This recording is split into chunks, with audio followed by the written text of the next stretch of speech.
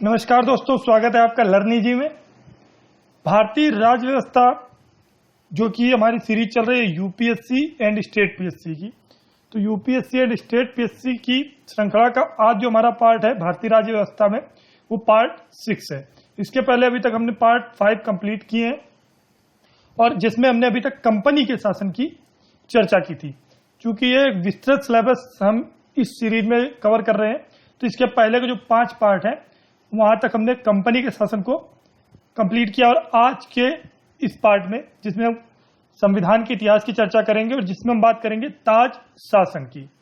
ताज शासन मतलब 1858 और उसके बाद 1858 और उसके बाद का जो शासन रहा भारत में ब्रिटिश सरकार का, उसकी संपूर्ण जानकारी हम इस वीडियो में आज हासिल करेंगे। तो अगर आपने पिछले वीडियोस मिस किए भाग 5 तक के, जो कि बहुत ही महत्वपूर्ण है, तो उनकी लिंक आप इस वीडियो के डिस्क्रिप्शन में प्राप्त कर सकते हैं।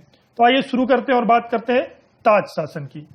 ताज शासन जो आरंभ हुआ, तो कब आरंभ हुआ? जब 1858 का भारत सरकार अधिनियम लागू हुआ। और ये कब लागू हुआ और कैसे लागू हुआ, अगर इस पे बात करते हैं तो जो 1857 की क्रांति हुई, भारत का प्रथम स्वतंत्रता संग्राम या फिर हम उसको सिपाही विद्रोह कह सकते हैं, तो उसके बाद जो शासन सत्ता थी वह सीधे तौर पर जो ब्रिटिश सरकार थी, तो ब्रिटिश में महारानी विक्टोरिया के अधीन चली गई थी। और उस समय जो अधिनियम पारित हुआ 1858 में, उसको 1858 का भारत सरकार अधिनियम कहा गया। और इस अधिनियम का जो आधिकारिक नाम कहा गया वो दिया गया भारत में बेहतर प्रशासन के लिए एक्ट। मतलब ये जो 1858 का भारत सरकार अधिनियम था, उसका जो नाम था प्रसिद्ध कानून के रूप में जिसको जाना गया, वह भारत में बेहतर प्रशासन के लिए एक्ट के रूप में इसको जाना गया। अगर अंग्रेजी की बात करते हैं तो act for the better government of India. तो ये जो 1858 का भारत सरकार अधिनियम था, उसको act for the better government of India कहा गया। अब बात करते हैं कि 1858 का जो एक्ट था उसकी मुख्य विशेषताएं क्या थी। तो जैसा कि अभी हमने चर्चा की कि 1857 के विद्रोह के बाद, चूंकि भारत में स्वतंत्रता के लिए एक अलग जग चुकी थी, लोग स्वतंत्र होने के लिए जो है विद्रोही हो चुके थे, लोग चाहते थे कि उनको स्वतंत्रता मिले। तो इसलिए जो ईस्ट इंडिया कंपनी थी उसके कंट्रोल में शासन सत्ता ना रख के जो परिवर्तन किए गए, तो क्या क्या थे उस पर नजर डालते हैं। तो भारत का जो शासन था वो सीधे महारानी विक्टोरिया के हाथों में ट्रांसफर हो गया। जो पूरा शासन का जो अधिकार था वो महारानी विक्टोरिया के हाथों में चला गया। इसके पहले हमने जो चर्चा की थी नियंत्रण बोर्ड की और जो कोर्ट ऑफ डायरेक्टर्स की हमने बात की थी, जो हमारे पिछले वीडियोस में हमने विस्तृत रूप से चर्चा की थी, तो वे पूर्ण रूप से समाप्त हो गए। तो इस प्रकार जो शासन सत्ता थी वह महारानी विक्टोरिया के हाथों में संपूर्ण चली गई। साथ ही साथ जो गवर्नर जनरल का पद था, भारत में गवर्नर जनरल के पद का नाम बदल गया।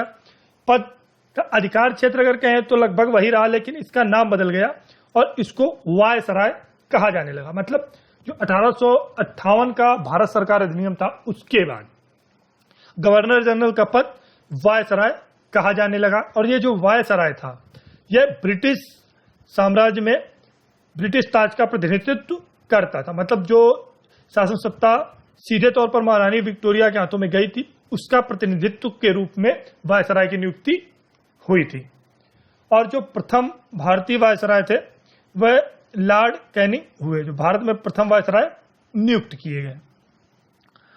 अन्य विशेषताओं में board of control and court of directors, जैसा कि अभी हमने चर्चा की कि बोर्ड ऑफ कंट्रोल और कोर्ट ऑफ डायरेक्टर, इन दोनों की ही समाप्ति हो गई और भारत में द्वैत शासन की इसी के साथ समाप्ति हुई। मतलब इस अधिनियम में जो नियंत्रण बोर्ड और निर्देशक कोर्ट, ये दोनों समाप्त कर भारत में द्वैत शासन प्रणाली पूर्ण रूप से समाप्त की गई। साथ ही साथ एक नया पद सृजित हुआ, वो पद था भारत के राज्य सचिव। तो ये यहाँ पर बहुत ही इंपॉर्टेंट पॉइंट बनता है, ये भारत के राज्य सचिव का पद कब बना। तो भारत का जो राज्य सचिव का पद बना वह कब बना? 1858 के भारत सरकार अधिनियम में। और इसमें खास क्या था, तो ये जो भारत का राज्य सचिव था, ये प्रशासन के नियंत्रण की संपूर्ण शक्ति रखता था। मतलब इसमें भारतीय प्रशासन पर संपूर्ण नियंत्रण की शक्ति निहित थी, जो भारत का राज्य सचिव का पद था। और यह राज्य सचिव जो था, भारत का सचिव जिसको बोलते थे, यह ब्रिटिश कैबिनेट का सदस्य था। भारत का सचिव ब्रिटिश कैबिनेट का सदस्य था और ब्रिटिश संसद के लिए उत्तरदायी था। तो ऑप्शनल में यह भी सवाल बनता है कि क्या जो भारत का सचिव था 1858 के अधिनियम में जो नियुक्त हुआ था, वह सचिव जो कैबिनेट का सदस्य था या नहीं था, या फिर वह किसके प्रति उत्तरदायी था। तो उसमें ऑप्शन आते हैं भारत के प्रति कंपनी के अधीन, महारानी विक्टोरिया के अधीन। तो यह उत्तरदायी था ब्रिटिश संसद के अधीन। साथ ही साथ एक अन्य परिषद का गठन हुआ था, जिसको हम भारत परिषद के नाम से जानते हैं। तो भारत परिषद का गठन क्यों हुआ, कैसे हुआ, इस पर चर्चा करते हैं। तो जो भारत परिषद का गठन हुआ, भारत परिषद, इस परिषद का गठन जो भारत के सचिव थे, इनकी सहायता के लिए किया गया था। मतलब हम यह कह सकते हैं यह एक सलाहकार समिति थी। जो भारत परिषद थी, यह किस प्रकार की समिति या संगठन था?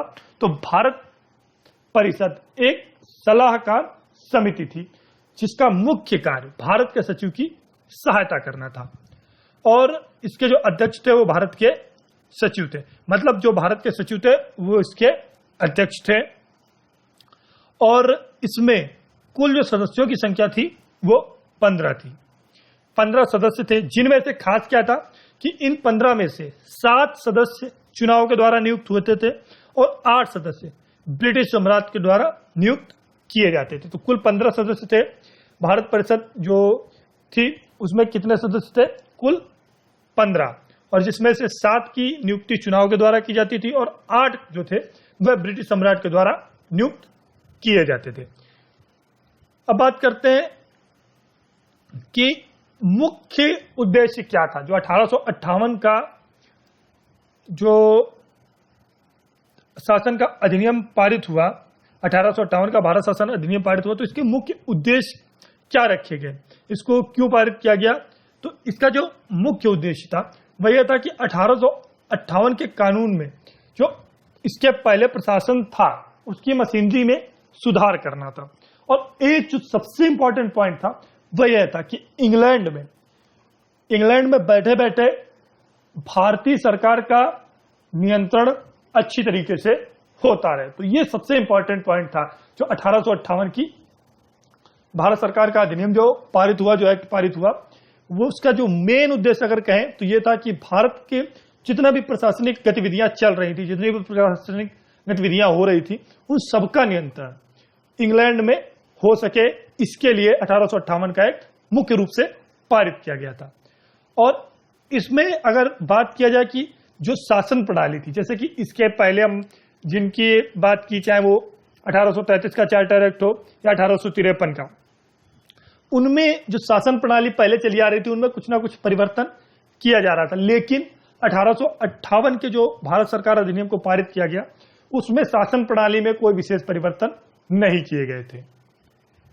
इसी के साथ एक महत्वपूर्ण पॉइंट यहां पर हुआ था, महारानी विक्टोरिया का घोषणा पत्र। तो महारानी विक्टोरिया के घोषणा पत्र में क्या खास था, कब पढ़ा गया, उसकी मुख्य विशेषताएं क्या थी, यह बहुत ही इंपॉर्टेंट होता है। तो उसकी चर्चा कर लेते हैं। तो महारानी विक्टोरिया का जो घोषणा पत्र था वह पढ़ा गया 1 नवंबर 1858 को। कहां पढ़ा गया? इंग्लैंड में, इलाहाबाद में पढ़ा गया। 1 नवंबर 1858 को इलाहाबाद में महारानी विक्टोरिया का घोषणा पत्र पढ़ा गया। जब 1857 की क्रांति हुई उसके बाद लॉर्ड कैनिंग ने, जो कि भारत का प्रथम वायसराय नियुक्त हुआ था, उसने महारानी विक्टोरिया का घोषणा पत्र पढ़ा। और उस घोषणा पत्र में जो मुख्य बातें थी उनके आधार पर भारत का जो शिक्षित वर्ग था, जो अपर क्लास का वर्ग था, जो शिक्षित वर्ग था, जो भारत की आम जनता का प्रतिनिधित्व करता था, उन वर्गों के द्वारा महारानी विक्टोरिया के घोषणा पत्र को अधिकारों का मैग्ना कार्टा कहा गया। तो शिक्षित वर्गों ने किसको अधिकारों का मैग्ना कार्टा कहा, यह यहां पर एक इंपॉर्टेंट पॉइंट बनता है। तो अधिकारों का मैग्ना कार्टा शिक्षित वर्ग के द्वारा महारानी विक्टोरिया के घोषणा पत्र को कहा गया। और इसमें सबसे खास क्या क्या बातें नहीं, उन पे नजर डालते हैं जो कि एग्जाम्स के लिए काफी इंपॉर्टेंट है।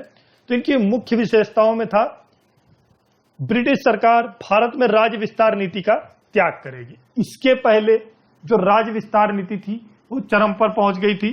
तो इस जो घोषणा पत्र में यह निर्णय लिया गया कि जो राज्य विस्तार नीति होगी वह ब्रिटिश सरकार त्यागेगी और जो भारतीय राजा हैं उनके जो अधिकार हैं और उनके सम्मान है, उनका जो साम्राज्य है, उनकी रक्षा की जाएगी। तो ये दो इंपॉर्टेंट पॉइंट हुए। साथ ही साथ यह भी कहा गया कि जो ब्रिटिश सरकार होगी वह किसी भी धार्मिक मामले में हस्तक्षेप नहीं करेगी। मतलब किसी भी प्रकार के धार्मिक मामलों में ब्रिटिश सरकार के द्वारा हस्तक्षेप नहीं किया जाएगा। साथ ही साथ यह भी कहा गया कि कानून के निर्माण के समय भारत के धार्मिक एवं सामाजिक प्रथाओं को मान्यता दी जाएगी। मतलब अगर कोई भी नया कानून बनेगा तो उसमें यह निर्धारित किया जाएगा कि उस कानून को बनाने में किसी भी प्रकार से भारत की सामाजिक प्रथाओं का या फिर भारत की धार्मिक प्रथाओं का हनन ना हो। तो यह एक महत्वपूर्ण पॉइंट था। साथ ही साथ यह कहा गया कि जो भारतीय नागरिक थे और जो भारत में ब्रिटिश नागरिक निवास कर रहे थे उन लोगों को समानता और समता का अवसर मिलेगा। यह निर्धारित किया जाएगा, यह सुनिश्चित किया जाएगा कि भारतीयों और ब्रिटिश के मध्य समानता और जो समता उसके नीति का अनुपालन कड़ाई से हो। साथ ही साथ यह कहा गया कि सभी को नौकरी के अवसर योग्यता के आधार पर प्रदान किए जाएंगे। मतलब जो नौकरी के अवसर थे वो सबके लिए खोले गए और जो आधार बनाया गया, जो एक बेस लाइन बनाई गई वह बनाई गई, जो योग्यता होगी उसके आधार पर नौकरियां प्रदान की जाएंगी। तो ये महत्वपूर्ण पॉइंट थे जो कि महारानी विक्टोरिया के घोषणा पत्र में पढ़े गए और ये एग्जाम्स की दृष्टि से भी काफी ज्यादा इंपॉर्टेंट है। ताज शासन की शुरुआत जो होती है 1858 के भारत शासन अधिनियम से, वो एग्जाम्स की दृष्टि में अगर हम चार्टर एक्ट की बात करते हैं, ताज शासन में बात करते हैं, तो ये काफी ज्यादा महत्वपूर्ण है। सो फ्रेंड्स, अगले वीडियो में जो हम बात करेंगे वो बात करेंगे 1861 और इसके आगे के जो अधिनियम पारित हुए उन पे विस्तृत रूप से जानकारी हम हासिल करेंगे। दोस्तों, इस वीडियो को देखने के लिए थैंक्स। और अगर आपको ये वीडियो पसंद आया है तो इसको जरूर लाइक करें। इसको आप लाइक करें जिससे अधिक से अधिक लोग इसका लाभ प्राप्त कर सके। और अगर आपने अभी तक अपना चैनल सब्सक्राइब नहीं किया तो रेगुलर अपडेट्स पाने के लिए चैनल को जरूर सब्सक्राइब करें, जिससे हमारी जितनी भी हमारे वीडियोस अपलोड होते हैं, हमारे जितनी भी एक्टिविटीज होती हैं, उन सबके नोटिफिकेशन आपको रेगुलर रूप से प्राप्त हो सके। डेली ऑनलाइन टेस्ट सीरीज हमारी शाम को 6 बजे रेगुलर रूप से आपको प्रोवाइड की जाती है। तो उसके लिए आप शाम को 6 बजे चैनल को जरूर विजिट करें। आप चैनल को सब्सक्राइब करें, साथ ही साथ उसके बगल में जो बेल आइकन है उसको प्रेस करें, जिससे जैसे ही हम लाइव वीडियो करते हैं, जैसे हम अपना टेस्ट शुरू करते हैं, तो आपको नोटिफिकेशन प्राप्त हो और टेस्ट का हिस्सा बन सके। आप अगर कोई अन्य सीरीज चाहते हैं तो हमें कमेंट में बताएं। फ्री में पीडीएफ पाने के लिए आप इस वीडियो के कमेंट बॉक्स में जाकर के अपनी मेल आईडी कमेंट करें, जिससे आपको जो वीडियो के पीडीएफ्स हैं वो फ्री में आपको प्रोवाइड किए जा सके। So friends, thanks for watching. Thank you.